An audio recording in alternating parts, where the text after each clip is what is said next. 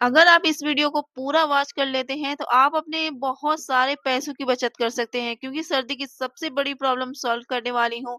जैसा कि आप देख रहे हैं इस स्वेटर में बहुत सारे बुर आ चुके हैं, यानी कि बहुत सारे रोए आ चुके हैं।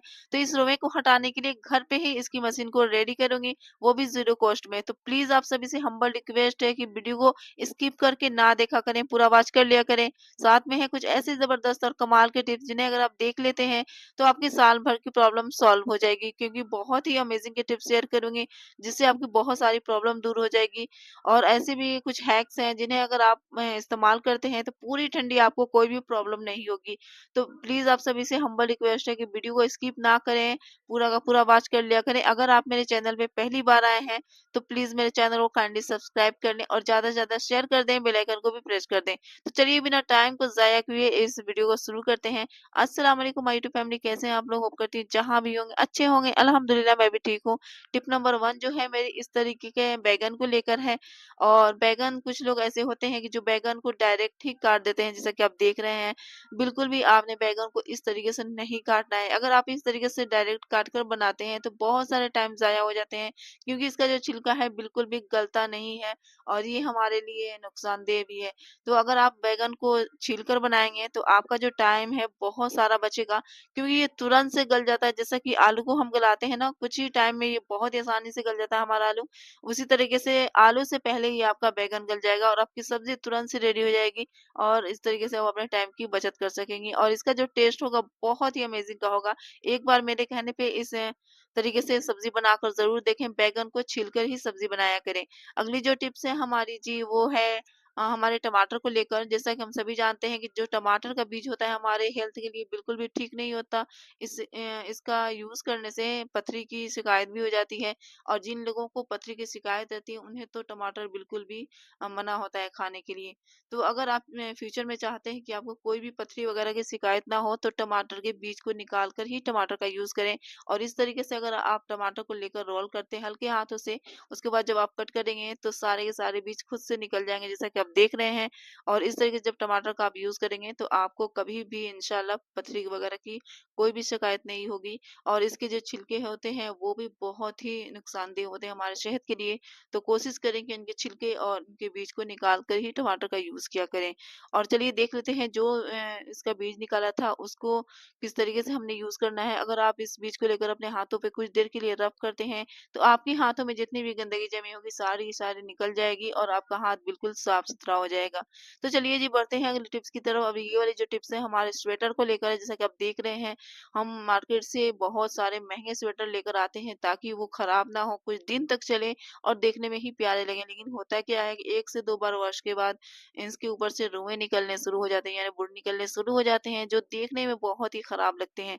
तो सिंपली यहाँ पर एक कॉम्ब लेना है आपको और एक ब्लेड लेना है और कुछ इस तरीके से आप क्लॉथ पिन की हेल्प से इसे चिपका देंगे, जैसा कि आप देख रहे हैं। आप चाहें तो टेप की हेल्प से भी ब्लेड को अपने कॉम्ब के ऊपर लगा सकती हैं और इज़िली आप इस तरीके से इस पे कंघी करेंगे, जैसा कि आप देख रही हैं। जो ब्लेड वाला एरिया है वो नीचे रहेगा और जो कॉम्ब वाला एरिया है वो ऊपर रहेगा। इस तरीके से आप अच्छी तरीके से इस पे कॉम्ब को जैसे इस पे चलाएँगे, जैसा कि हम अपने बालों पे कॉम्ब को लगाते हैं और आहिस्ता-आहिस्ता करके इस तरीके से सारे रुएँ को आप निकाल सकती हैं। या फिर आप चाहें तो डायरेक्ट ब्लेड की हेल्प से भी इस तरीके से निकाल सकती हैं। लेकिन यहाँ पर आपको एक बात का ख्याल रखना है कि थोड़ा-सा आपको केयरफुल होकर इसे साफ करना है, क्योंकि ब्लेड जो होता है बहुत ही शार्प होता है, तो इससे आपके स्वेटर भी कटने का डर है। तो यहाँ पर आप इस बात का ख्याल करते हुए थोड़ा-सा केयरफुल होकर आप इसे साफ करेंगे तो ईज़िली जितने भी रुएँ होंगे सारे के सारे साफ हो जाएँगे और आपका स्वेटर जो है बिल्कुल नया हो जाएगा। ऐसा नहीं लगेगा कि आपने इसे साफ किया है या फिर बहुत ही पुराना आप स्वेटर यूज़ कर रही हो। पुराने से पुराने स्वेटर को आप नया बना सकती हैं सिर्फ़ एक ब्लेड की हेल्प से। तो आपने इस ठंडी इस टिप्स को ज़रूर अप्लाई करना है और अपना फीडबैक भी ज़रूर देना है। अगली जो तो फ्रेंड्स अगली जो मेरी टिप्स है हमारे जीन्स को लेकर है। और कई बार ऐसा होता है कि जीन्स तो हमारे साइज का आ जाता है, यानी हमारे बच्चों के साइज का आ जाता है, लेकिन इसका जो कमर है वो बिल्कुल साइज का नहीं होता, क्योंकि कुछ बच्चे ऐसे होते हैं जो पतले होते हैं और उन्हें कमर बिल्कुल भी फिट नहीं आता।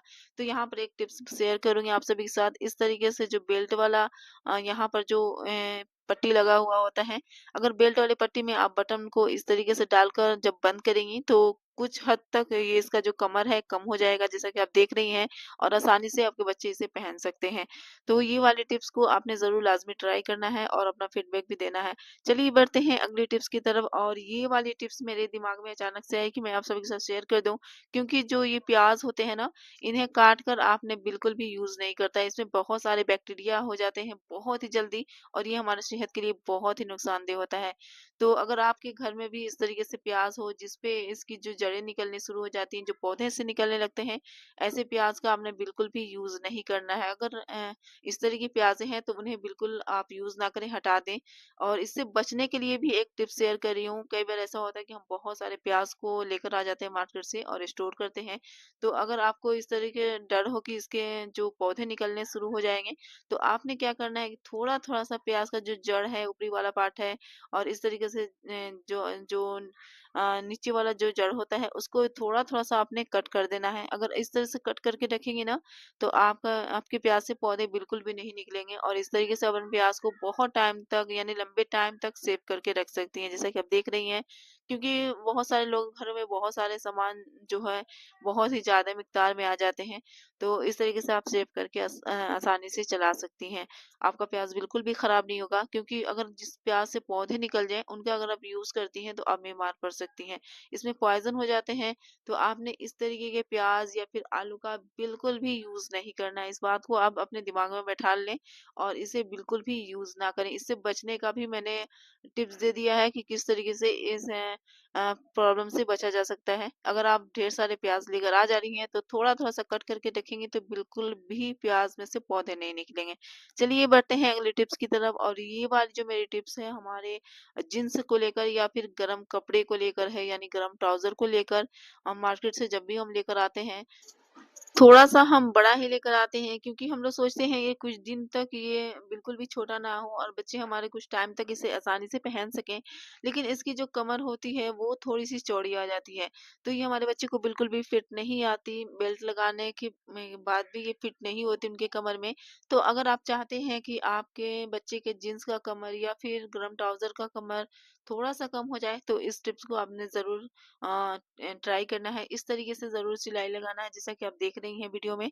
और यहाँ पर मैंने बहुत ही अच्छी तरीके से बताया आपको, आप बहुत ही ईज़िली इसे समझ सकती हैं और आसानी से इस तरीके से बनाकर जीन्स को घर पे ही रेडी कर सकती हैं। यानी आपको टेलर के पास भी ले जाने की ज़रूरत नहीं पड़ेगी, और घर पे ही आसानी से आप अपने बच्चे के जीन्स का या फिर ट्राउज़र का कमर जो है कम कर सकती हैं। क्योंकि अगर आप इसे टेलर के पास लेकर जाएँगे ना, तो बहुत सारे आपके पैसे ज़ाया हो जाएँगे। थोड़ी-थोड़ी सी सिलाई लगाने के लिए बहुत सारे पैसे ले लेते हैं। तो घर पे ही आसानी से इस तरीके की सिलाई लगाकर, यानी सुई धागा से आप सिलाई लगाकर आप अपने बच्चे के जीन्स का या फिर ट्राउज़र का कमर बहुत ही आसानी से कम कर सकती हैं।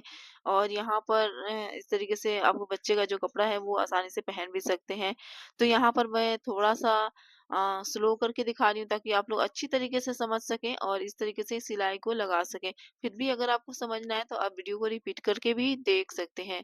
बहुत ही ईज़ी टिप्स है, आपने एक बार ज़रूर ट्राई करना है, क्योंकि ये वाली जो प्रॉब्लम है ना, हर घर की प्रॉब्लम है, क्योंकि हर घर में बच्चे होते हैं, और कुछ बच्चे ऐसे होते हैं जो थोड़े से पतले होते हैं, और कुछ लोग ऐसे होते हैं, यानी कुछ बच्चे ऐसे होते हैं जिनका हेल्थ ठीक होता है, तो उन्हें तो ये बहुत ही आसानी से फिट आ जाता है, लेकिन जो बच्चे पतले होते हैं उन्हें बिल्कुल भी फिट नहीं आता।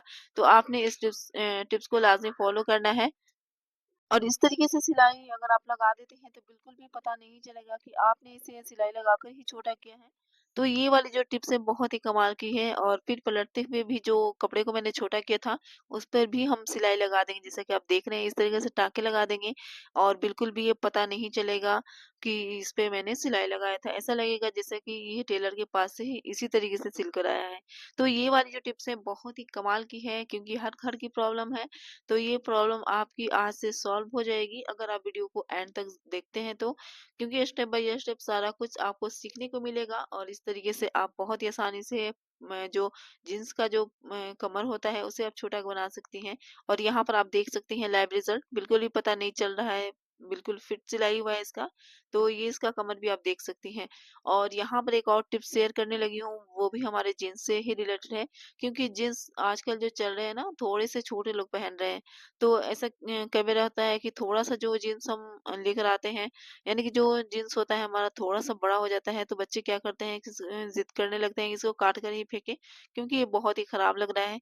तो आपने अपने जीन्स को बिल्कुल भी काट कर नहीं फेंकना है, क्योंकि इससे क्या होता है, कई बार छोटा ही जीन्स हो जाता है, या फिर फ्यूचर में अगर आपके बच्चे इसे पहनना चाहें, थोड़े से वो लंबे हो जाते हैं, तो जीन्स उनकी ज़्यादा ही छोटी हो जाती है। तो आपने बिल्कुल भी कट करके नहीं फेंकना है। आपने इस तरीके से फ़ोल्ड करना है, अगर जितना आपको जीन्स छोटा करना हो, उसी के हिसाब से आपने फ़ोल्ड कर लेना है, और फ़ोल्ड करने के बाद इस तरीके से इस पे टाँके लगा देना है। जैसा कि आप देख रही हैं, यहाँ पर आपको जो सुई जो है थोड़ी-सी बड़ी लेनी है, क्योंकि ये जीन्स वाला कपड़ा है, थोड़ा-सा ये हार्ड होता है। तो आपने यहाँ पे बड़ी सुई का ही यूज़ करना है और आसानी से इस पे टाँके लगा देना है। टाँके लगाने के बाद आपने क्या करना है कि इसको सीधा कर देना है। तो यहाँ पर बहुत ही आसानी से आपका जीन्स भी छोटा हो जाएगा, और ऐसा बिल्कुल भी नहीं लगेगा कि आपने इस पे सिलाई लगाकर ही इसे छोटा किया है। बिल्कुल परफेक्ट हो जाएगा, और आसानी से आप इसे छोटा भी कर सकती हैं। और फ्यूचर में अगर आपको इसे बड़ा करना हो, तो आप इसे खोल भी सकती हैं आसानी से, और ये फिर से बड़ा भी हो जाएगा। तो अगर आपके घर में ट्राउज़र बड़े हो जाते हों, या फिर गरम ट्राउज़र बड़े हो जाते हों, या जीन्स वगैरह बड़े हो जाते हैं, तो काट कर फेंकने की गलती बिल्कुल भी ना करें, क्योंकि इससे आपको प्रॉब्लम हो सकती है। तो इस तरीके से अगर आप सिलाई लगा देते हैं, तो आसानी से आप इसे खोलकर बड़ा भी कर सकते हैं, या फिर इसी तरीके से पहन भी सकते हैं, जो देखने में भी खराब नहीं लगेगा। तो यहाँ पर आपको पास लाइव रिजल्ट इसका है, आप देख सकती हैं, बिल्कुल भी खराब नहीं लग रहा है, ऐसा भी नहीं लग रहा है कि मैंने इस पे सिलाई लगाई है। तो इसी तरीके से दोनों जीन्स पे हम लगा लेंगे, जैसा कि आप देख रही हैं, और इस तरीके से दोनों जीन्स हमारा बराबर हो चुका है और पहनने के लायक हो चुका है।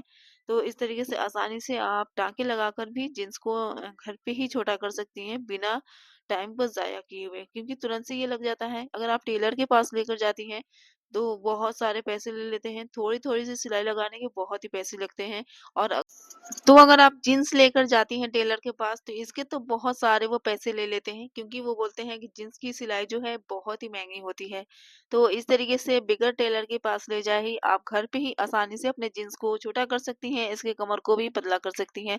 इसलिए मैंने 2 टिप्स शेयर कर दिए हैं, और बहुत ईज़ी है, इस तरीके से आपको घर पे ही आप रेडी कर सकती हैं, इस तरीके से जीन्स को बनाकर।